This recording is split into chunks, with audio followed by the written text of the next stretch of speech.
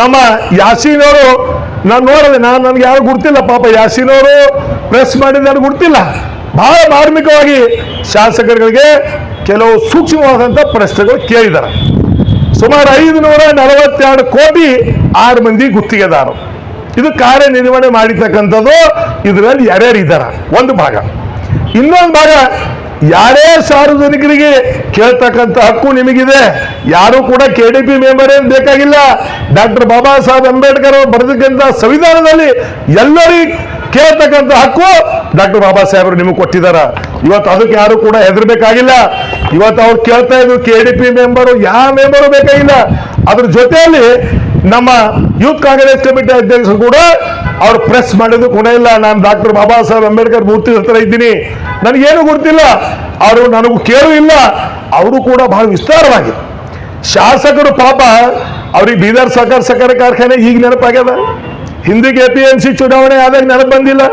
ಹಿಂದಿಗೆ ಬೇರೆ ಬೇರೆ ಚುನಾವಣೆ, ಹುಮ್ನಾಬಾದ್ದಾಗ ಮುನ್ಸಿಪಾಲಿಟಿ ಚುನಾವಣೆದಾಗ ಬೇರೆ ಕಾರ್ಯಕರ್ತರು ಅಂತ ನೆನಪು ಬಂದಿಲ್ಲ. ಇವತ್ತು ಬೇರೆ ಬೇರೆ, ಇವತ್ತು ವೀರಣ್ಣ ಪಾಟೀಲ್ರ ಮೇಲೆ ಪ್ರೀತಿ ಬಂದಿದೆ. ಎಷ್ಟು ನಾನು ನೋಡ್ಬೇಕಾದ್ರೆ ಅಲ್ಲಿ ಹಂಗೆ ಆತಂಕವಾದಿಗಳವಲ್ಲ. ಇವತ್ತು ನಿಮ್ಗೆ ಹೇಳಬೇಕಾಗಿತ್ತು ಅಂದ್ರೆ ಇದು ಸ್ವಲ್ಪ ವಿಚಾರ ಮಾಡಿ. ಜನ ಬಹಳ ಜಾಗೃತಿ ಇದ್ದಾರೆ, जन बहुत जागृत इधर है। क्या है अध्यक्ष जी, बहुत जागृत है लोग। आज पूछते हैं, मैं यही बोलना चाहता हूँ, इसके बारे में मैं खुद ही 1 या 2 दिन में अच्छा सा पूरा इनका हिस्ट्री, इनका बायोडाटा, कहां से पैदा हो गए, कहां तक आए, कहां तक पहुंचे। जब हमारा ही बोलो तो फिर उनका भी पूरा लोगों के सामने रखेंगे और लोग उसका डिसीजन लेंगे। जो सच है ನೋಡಿ, ಯಾವಾಗಲೂ ಕೂಡ ಸತ್ಯಕ್ಕೆ ಮರೆಸಲಿಕ್ಕೆ ಆಗೋದಿಲ್ಲ। ಶಾಸಕರೇ, ಇದೇ ನೀವು ಜನರಿಗೆ ಹೇಳಿ ಏನು ಮೋಸ ಮಾಡ್ತಾ ಇದ್ರಿ, ಇದು ಜಾಸ್ತಿ ದಿನ ನಡೆಯಂಗಿಲ್ಲ। ಜನ ಬಹಳ ಜಾಗೃತರಾಗಿದ್ದಾರೆ। ಇವತ್ತು ಜನರು ಪ್ರತಿಯೊಂದು ನೋಡ್ತಾ ಇದ್ದಾರೆ। ಈ ಮೊನ್ನೆ ಕಾರ್ಖಾನೆಗಳು ಸ್ಟ್ರೈಕ್ ಆಯ್ತು, ಕಾರ್ಖಾನೆ ಸ್ಟ್ರೈಕ್, ಇಲ್ಲಿ ಸ್ಟ್ರೈಕ್ ನಡೀತಾ ಇದೆ, ಶಾಸಕರು ದಿಲ್ಲಿದಾಗಾರ, ಮತ್ತೆ ಇಲ್ಲಿ ಬರ್ಬೇಕಲ್ಲಪ್ಪ। ಇಲ್ಲಿ ಬಂದು ನಾನು MLA ಮಾಡ್ರಿ, ನಾನು ಕಾರ್ಖಾನೆ ಬಂದ್ ಮಾಡ್ತೀನಿ ಅಂತ ಹೇಳ್ತಾರೆ। ಈಗ ಮತ್ತೆ ಮುಂದೆ ಹೇಳ್ತಾರೆ, ಇಲ್ಲ ನಂಗೆ ಬರೇ ಸರ್ಕಾರ ಗಮನಕ್ಕೆ ತರೋದ। ಇವೆಲ್ಲ ಯಾಕ್ರಿ? ಜನರಿಗೆ ಯಾವ ರೀತಿ ಒಳ್ಳೇದೇನಿದೆ, ನಮ್ಮ ನಡೆ ನುಡಿ ಆಚಾರ ವಿಚಾರ, ನಾವೆಲ್ಲ ವಿಚಾರವಂತರು, ಒಬ್ಬ ಜನಪ್ರತಿನಿಧಿಯಾಗಿ ಸೇವೆ ಮಾಡತಕ್ಕಂಥ ಅವಕಾಶ ಜನರು ಕೊಟ್ಟಿದಾಗ ನೀವು ಒಳ್ಳೆ ರೀತಿಯಿಂದ ಕಾರ್ಯ ಮಾಡ್ತಕ್ಕಂಥದ್ದು, ಹುಮ್ನಾಬಾದ್ ಕ್ಷೇತ್ರ ಅಭಿವೃದ್ಧಿ ಮಾಡ್ತಕ್ಕಂಥದ್ದು ನಿಮ್ಗೆ ಅವಕಾಶ ಸಿಕ್ಕಿದೆ। ಪಾಪ ನಿಮ್ಗೆ ಗೆಲ್ಸಿದಾರೆ ಜನ, ನೀವು ಮಾಡಿ, ಒಳ್ಳೆ ಕೆಲಸ ಮಾಡಿ। ಒಳ್ಳೆ ಆ ಕಾಲೇಜ್ದಾಗ ಹಿಂಗೆ ನಡೀತು, ಇವ ಏನೋ ಮಾಡ್ಯಾನ, ಅವ ಏನೋ ಮಾಡ್ಯಾನ, ಮುಂದೆನೇ ಗೆದ್ದರೆ ರಾಜಶೇಖರ್ ಪಾಟೀಲ್ ಪರಿವಾರ ಬಗ್ಗೆ ಚಿಂತೆ। ಹುಮ್ನಾಬಾದ್ ಕ್ಷೇತ್ರ ಅಭಿವೃದ್ಧಿ ಮಾಡ್ಬೇಕು। ಹುಮ್ನಾಬಾದ್ ಕ್ಷೇತ್ರ ಲೈಟ್ ಹಿಡ್ಕೊಂಡು ಪರಿಸ್ಥಿತಿ ಬಂದ ರೋಡ್ಗಳ ಮ್ಯಾಗ, ಹುಡುಗಿಗೆ ಹೋಗ್ರಿ, ಹುಡುಗಿ ಬ್ರಿಡ್ಜ್ ಕಂಟಪ್ಪ ದಾನ ಕುಂತಿರಲ್ಲ, ಹೇಳ್ಬೇಕು ನೀವು। ಆ ಬ್ರಿಡ್ಜ್ ಬಿದ್ದು ಎದ್ದದ, ಮತ್ತ ಕೈ ಹಿಡ್ಕೊಂಡು ನಡಿಬೇಕಾಗ್ಯದ। ನೀವು ಯಾರೋ ಹೆಂಗ್ ನಡೀತಿರೋ ಕೂಡ ಇಲ್ಲ, ಕೈ ಹಿಡ್ಕೊಂಡು ನಡಿಬೇಕು।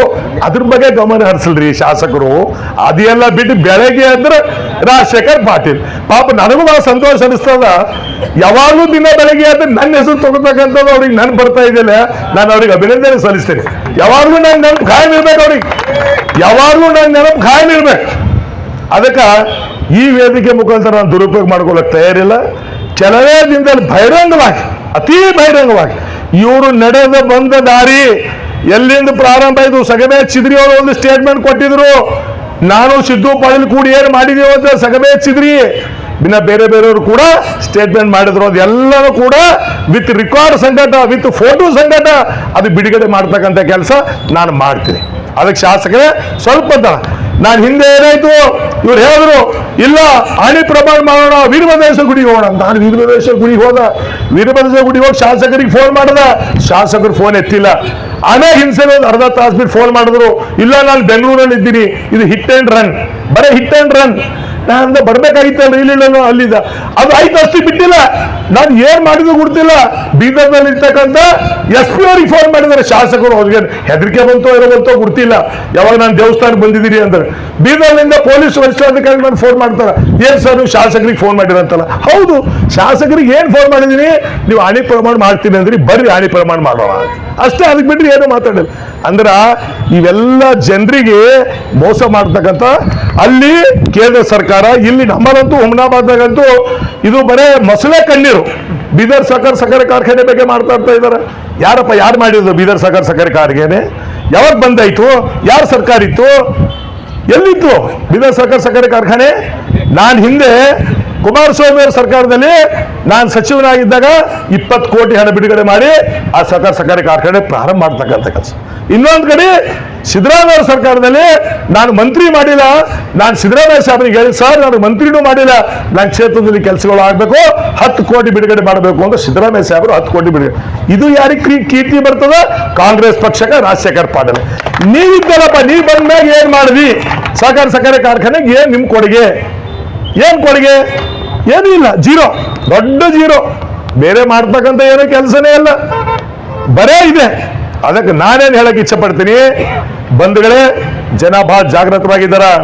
ಇನ್ನು ಮುಂದೆ ಆಟ ನಡೆಯಂಗಿಲ್ಲ, ಮುಂದೆ ಇಂಥವಕ್ಕೆಲ್ಲ ಆಟ ಆಗೋದಿಲ್ಲ. ಅದ್ ಸಲುವಾಗಿ ಒಳ್ಳೆ ಕೆಲಸದಲ್ಲಿ ಮಾಡ್ತಕ್ಕಂಥ ತೊಡಗ್ರಿ. ಇನ್ನು ನೀವು ಅನೇಕ ಪ್ರಶ್ನೆಗಳು ವಿಧಾನಸಭೆಯಲ್ಲಿ ಕೇಳಿದ್ರಿ, ವಿಧಾನಸಭೆ ಹೊರಗಡೆ ಕೇಳಿದ್ರಿ. ನಾವು ಮುಂದೆ ಬರ್ತಕ್ಕಂಥದ್ದಿಂದಲ್ಲಿ ಅದಕ್ಕೆ ಪ್ರತ್ಯುತ್ತರ ಯಾವ ರೀತಿ ನಿಮ್ಗೆ ಉತ್ತರ ಕೊಡಬೇಕು ಅದು ಕೂಡ ರೆಡಿ ಮಾಡಿದೀವಿ. ಕೆಲವೇ ದಿನದಲ್ಲಿ ನಿಮ್ಗೆ ಉತ್ತರ ಕೊಡಿಸ್ತಕ್ಕಂಥ ಕೆಲಸ ನಾವು ಮಾಡ್ತೀವಿ ಅಂತ ಇವತ್ತು ನಾನು ಹೇಳಿ, ಇವತ್ತೇನು ಡಾಕ್ಟರ್ ಮಲ್ಲಿಕಾರ್ಜುನ್ ಖರ್ಗೆಜಿ ಅವರಿಗೆ ಇದು ಆಗಿರ್ತಕ್ಕಂಥ ಅವಮಾನ ಅಲ್ಲ, ಇಡೀ ದೇಶದ 140 ಕೋಟಿ ಜನರಿಗೆ ಅವಮಾನ ಆಗಿರ್ತಕ್ಕಂಥದ್ದು. ಬಂಧುಗಳೇ, ಇವತ್ತು ಡಾಕ್ಟರ್ ಮಲ್ಲಿಕಾರ್ಜುನ್ ಖರ್ಗೆ ಅವರು ಅವರು ಒಬ್ಬ ದೇಶದಲ್ಲಿ ಈಗಾಗಲೇ ಮಾತಾಡುವಾಗ ಯಾರೋ ಹೇಳಿದ್ರು, ಇವತ್ತು ಡಾಕ್ಟರ್ 2ನೇ ಬಾಬಾ ಸಾಹೇಬ್ ಅಂಬೇಡ್ಕರ್ ಅಂದ್ರೂ ಕೂಡ ಅದು ಕಡಿಮೆ ಇಲ್ಲ.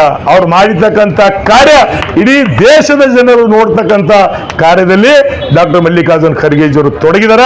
ಇವತ್ತೆಲ್ಲರೂ ಕೂಡ ನಾವು ನಿರ್ಣಯ ಮಾಡಿದ್ವಿ, ನಾವು ಮಲ್ಲಿಕಾರ್ಜುನ್ ಖರ್ಗೆಜಿಯವರ ಜೊತೆಯಲ್ಲಿ ನಾವಿರ್ತೀವಿ. ಇವತ್ತು ಸಾಹೇಬರು ಎಲ್ಲಿವರೆಗೆ ನ್ಯಾಯ ಸಿಗಲು ಅಲ್ಲಿವರೆಗೆ ನಮ್ಮ ಹೋರಾಟ. ಇದು ಬರೇ ಬೀದರ್ ಜಿಲ್ಲೆ ಇಲ್ಲ, ಇಡೀ ರಾಜ್ಯ ಮಟ್ಟದಲ್ಲಿ ಇದಕ್ಕೆ ಆದಂತ ಒಂದು ಕಾರ್ಯಕ್ರಮ ನಡೀತಾ ಇದೆ. ಅದಕ್ಕೆ ಬಂಧುಗಳೇ, ತಾವೆಲ್ಲರೂ ಕೂಡ ನಿನ್ನೆ ಕೂಡ ನಮ್ಮ ಪಕ್ಷದ ಅಧ್ಯಕ್ಷರಾದಂಥ ಹರಿಪ್ರಸಾದ್ ಅವರು ಕೂಡ ಬಂದಿದ್ರು. ಅದರ ಜೊತೆಯಲ್ಲಿ ನೀರಾವರಿ ಸಚಿವರಾದಂಥ ಅಜಯ್ ಸಿಂಗ್ ಅವರು ಕೂಡ ಬಂದಿದ್ರು. ಇವತ್ತೇನು ಪ್ರತಿಭಟನೆ ಮಾಡಬೇಕು ಅಂದಾಗ ತಾವೆಲ್ಲ ತಮ್ಮ ಕಾರ್ಯಗಳನ್ನು ಬಿಟ್ಟು ಇವತ್ತೇನು ಪಕ್ಷದ ವತಿಯಿಂದ ಕರೆ ಕೊಟ್ಟಿದ್ದಾಗ ತಾವೆಲ್ಲರೂ ಕೂಡ ಬಂದಿದ್ರಿ. ತಮಗೆಲ್ಲರೂ ಕೂಡ ನನ್ನ ಪರವಾಗಿ ಕೂಡ ನಿಮಗೆಲ್ಲರಿಗೂ ನಾನು ಅಭಿನಂದನೆ ಸಲ್ಲಿಸ್ತೀನಿ. ಮುಂದೆ ಬರ್ತಕ್ಕಂಥ ದಿನದಲ್ಲಿ ಬಹಳ ದೊಡ್ಡ ಹೋರಾಟ ಹುಮ್ನಾಬಾದ್ದಿಂದ ಪ್ರಾರಂಭ ಆಗ್ತಕ್ಕಂಥದ್ದಿದೆ. ನಿಮ್ಮೆಲ್ಲರ ಸಹಕಾರ, ನಿಮ್ಮೆಲ್ಲರ ಸಹಾಯ ಇರಲಿ ಅಂತ ಹೇಳಿ ನನ್ನ 4 ಮಾತಿಗೆ ವಿರಾಮ ಕೊಡ್ತೀನಿ. ಜೈ ಹಿಂದ್, ಜೈ ಕರ್ನಾಟಕ, ಜೈ ಕಾಂಗ್ರೆಸ್, ಜೈ ಭೀಮ್.